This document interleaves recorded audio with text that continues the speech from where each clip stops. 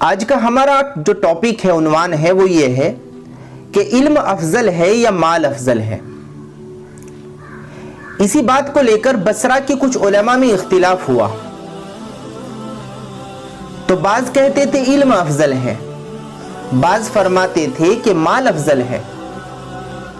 اب بڑی بحث و مباحثہ کے بعد، گفتگو کے بڑھ جانے کے بعد جب بات کسی نتیجے پر نہ پہنچی تو انہوں نے اپنا ایک نمائندہ حضرت ابن عباس رضی اللہ عنہ کے پاس بھیجا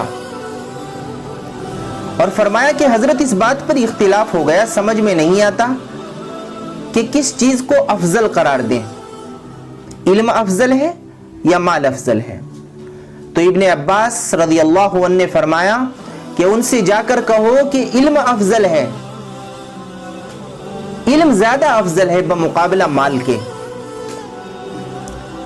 اب اس شخص نے عرض کیا کہ حضرت اگر وہ لوگ دلیل مانگنے لگے کہ بھئی دلیل سے بات سمجھائی جائے، فرمایا بالکل، جب تم ان کو دلیل دینے لگو تو پہلی دلیل سب سے پہلے یہ کہنا کہ علم جو ہے وہ انبیاء علیہ السلام کی وراثت ہے۔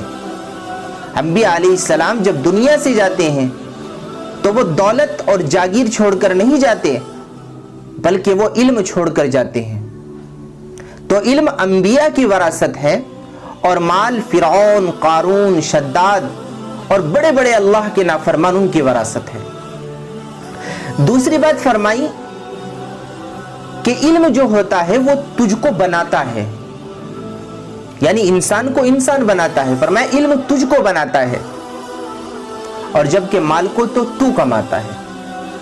تیسری فرمائی کہ علم صرف محبوب بندوں کو ملتا ہے اور مال محبوب اور مقبوض دونوں بندوں کو ملتا ہے، یعنی جو اللہ کے پسندیدہ بندے ہوتے ہیں ان کو بھی مال دے دیا جاتا ہے، ان کو صرف علم ہی خاص ان لوگوں کے لیے ہے۔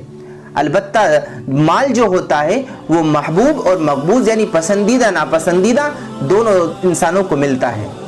چوتھی بات فرمائی کہ علم خرچ کرنے سے بڑھتا ہے اور مال خرچ کرنے سے کم ہوتا ہے بلکہ ختم ہو جاتا ہے۔ اور پانچویں بات فرمائی کہ صاحب مال کو، یعنی جو مال والا ہوتا ہے، مالدار ہوتا ہے، مرنے کے بعد لوگ بھول جاتے ہیں، لیکن عالم کو مرنے کے بعد صدیوں تک زمانہ یاد رکھتا ہے اور ان کی علمی خدمات ہمیشہ زندہ رہتی ہیں۔ اور چھٹی بات فرمائی کہ مال کے متعلق قیامت میں سوال ہوگا، کس طرح کمایا، کہاں خرچ کیا۔ اور عالم کا تو ہر علمی بات پر جنت میں درجہ بلند ہوتا ہے۔ یہ جب ہے کہ عالم اپنے علم پر عمل کرنے والا ہو، علم اپنے عمل کے مطابق زندگی گزارنے والا ہو۔ تو اس لیے ہمیں علم کے مطابق زندگی گزارنی چاہیے، اہل علم سے یعنی علماء سے محبت کرنی چاہیے، اور علم کی جو تڑپ ہے ان کو اپنی نسلوں میں منتقل کرنا چاہیے۔ اللہ تعالی ہم سب کو عمل کی توفیق عطا فرمائے۔ وآخر دعوانا ان الحمد للہ رب العالمین۔